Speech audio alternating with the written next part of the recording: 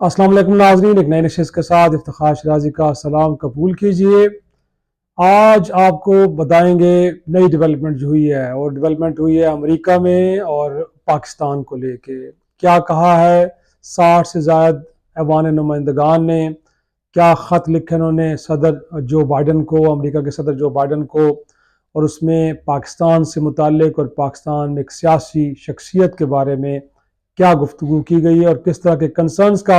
इजहार किया गया और फिर मुतालबा क्या किया गया है, और अमरीकी इंतज़ामिया से क्या कहा गया है कि अब इस मामले को लेके सदर जो बाइडन अब क्या करें। तो बड़ा एक अहम डेवलपमेंट है यकीनी तौर पे अमरीका में। इससे पहले आपने देखा है कि 365 के करीब कांग्रेसमैन ने एक करारदाद मंजूर की थी, और अब 60 से ज़ायद ऐवान नुमाइंदगान के अरकान ने एक ख़त लिखा है इज्तिमाई तौर पर सदर बाइडन को। तो आपको मालूम है नाज़रीन कि पाकिस्तान के अंदर इस वक्त जो सियासी सूरत हाल है वो बड़ी ही एक तरह से अबतर शक्ल इख्तियार कर चुकी है। और आपने देखा है कि 2022 अप्रैल में जब से इमरान खान साहब की हुकूमत ख़त्म हुई है, उसके बाद से जो पॉलिटिकल विक्टिमाइजेशन है उसको लेके दुनिया भर में पाकिस्तान से मुतालिक कंसर्न्स का इजहार किया गया है। न सिर्फ अमरीका ने अपने इंसानी हकूक़ से मुतालिक रिपोर्ट में, याद है आपको, उसमें भी बड़े तशवीश का इजहार किया गया था कि एक सियासी जमात को तख्ते मशक बनाया गया विच इज़ तहरीक इंसाफ। और उसके बाद हमने देखा है कि पाकिस्तान के अंदर ही बरतानिया की हाई कमिश्नर गोया कि उन्होंने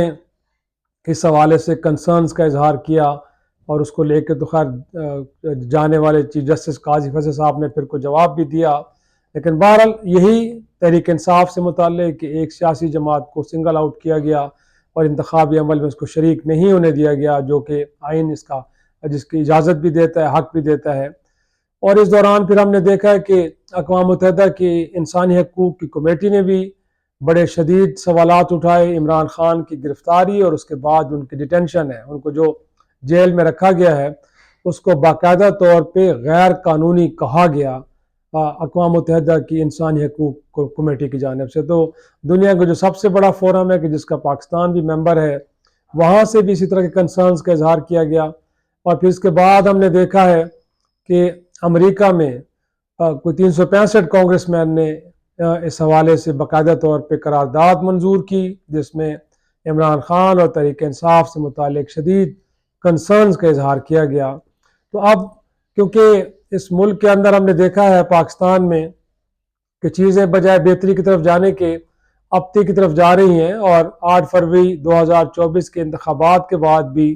इस सियासी जमात के लिए, तहरीक इंसाफ के लिए, उसकी क़यादत के लिए आजमाइशों का सिलसिला नहीं थमा, बल्कि हम कह सकते हैं कि पिछले अरसे में जो पुरअमन एहतजाज हुए हैं उनको भी लेकर अभी तक सैकड़ों कारकुन इस वक्त जेलों में पड़े हैं। चाहे कि हम इमरान खान की बात करें, जो बाकी आम कारकुन हैं जिनको आखिरी दिनों में गिरफ्तार किया गया, अभी तक उनकी रिहाई मुमकिन नहीं हो पाई। तो ये बड़ा सीरियस कंसर्न है, और इसको लेके अब अमेरिका के ऐवान नुमाइंदगान के कुछ 60 से ज़ायद जो अरकान हैं उन्होंने सदर बाइडन को ख़त लिखा है बाकायदा तौर पे, और इस ख़त में उन्होंने इस बात पे तशवीश का इजहार किया है कि इमरान खान जो तहरीक इंसाफ के चेयरमैन हैं उनको अब कैद तन्हाई में रख दिया गया है। इससे पहले उनकी डिटेंशन, उनकी जो गिरफ्तारी है, उन्होंने कहा कि वो गैर कानूनी है, और अब उनको पिछले 3 हफ्ते से कैद तन्हाई में डाल दिया गया। और जो बुनियादी सहूलतें हैं जिसमें बिजली है, या इवन के बाहर निकल के खुली फ़िज़ा में जो कैरिडोर में उनको इजाज़त थी पहले, वो तक ख़त्म कर दी गई है। और आपको मालूम है कि तहरीक इंसाफ की क़यादत के जो पिछले दिनों आइनी तरामीम को लेकर उनको मुलाकात की इजाज़त दी गई थी, उसके बाद बैरिस्टर गौर या दीगर अफराद ने यही बताया कि 1 हफ्ता गोया कि पूरा उनके सेल की बिजली को बंद रखा गया, पंखा बंद कर दिया गया और अंधेरे में उनको रखा गया। उसका बुनियादी मकसद यकीनी तौर पे यही होगा कि उनको मज़ीद ज़हनी स्ट्रेस दिया जाए, उनको दबाव में लाया जाए। और शायद इससे पहले भी हम शुरू में जब वो कैद में थे तो सुन रहे थे कि उनको डील्स ऑफ़र की जा रही, उनसे कहा जा रहा है कि पाकिस्तान छोड़कर चले जाएं, तो उनके ख़िलाफ़ मुकदमात भी ख़त्म हो सकते हैं और उनके लिए आसानियाँ भी पैदा हो सकती है। लेकिन ज़ाहिर सी बात है वो अपनी बात पढ़े हैं, तो अटक से अडियाला तक वो आए हैं, लेकिन उन्होंने किसी किस्म की डील को कबूल नहीं किया। तो अब क्योंकि جن دنوں بھی وہ سماعت کے دوران میڈیا سے گفتگو کرتے ہیں تو باہر جو گفتگو آتی ہے وہ پاکستان کے میڈیا کے لینڈسکیپ کو ایک طرح سے ڈومینیٹ کرتی ہے، اور پھر اگلے دنوں میں عمران خان کی سٹیٹمنٹ ہی یہاں پہ گویا کہ ڈسکس ڈیبیٹ ہو رہی ہوتی ہے، اور اس دوران وہ جو بہت سارے سوالات اٹھاتے ہیں وہ افراد یا اداروں یا حکومت سے متعلق ہوں، وہ بڑی سنگین نوعیت کے ہوتے ہیں، اور یقینی طور پہ وہ حکومت وقت اور اس سے جڑے اداروں کے لیے مشکلات پیدا کرتے رہے۔ تو اب کیونکہ قید تنہائی میں ان کو ڈال دیا گیا ہے، گویا کہ قید تنہائی میں ہے تو میڈیا کی ایکسیس یا ان کے اپنے افراد کی کس حال میں ہے، ان کے جو شوکت خانم کے ڈاکٹر سے معائنے کی بات کی جا رہی ہے، حکومت اس کو بھی ڈینائی کر رہی ہے، اور کہا جا رہا ہے کہ جی پی ایمز کے بڑے مستند ڈاکٹر ان کا چیک اپ کر رہے ہیں اور بالکل ٹھیک ٹھاک ہے۔ ان کے ناشتے سے متعلق پورا مینیو ہوتا ہے جو جاری کر دیا جاتا ہے، پھر سوشل میڈیا کے اوپر بھی لوگ اس کو ڈسکس ڈیبیٹ کرتے ہیں کہ وہ تو بڑے کھاوے کھا رہے ہیں، اور یہ کس طرح کہا جا رہا ہے کہ ان کی زندگی کو خطرہ ہے۔ لیکن بہرحال وہ خود کہہ چکے ہیں کہ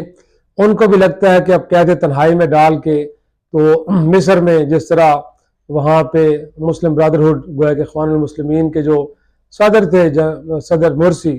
ان کے بھی آپ کو معلوم ہے کہ فوج جب اقتدار میں دوبارہ قابض ہوئی تو ان کو جیل میں ڈالا گیا، پھر ان کی موت جیل کے اندر ہی ہوئی۔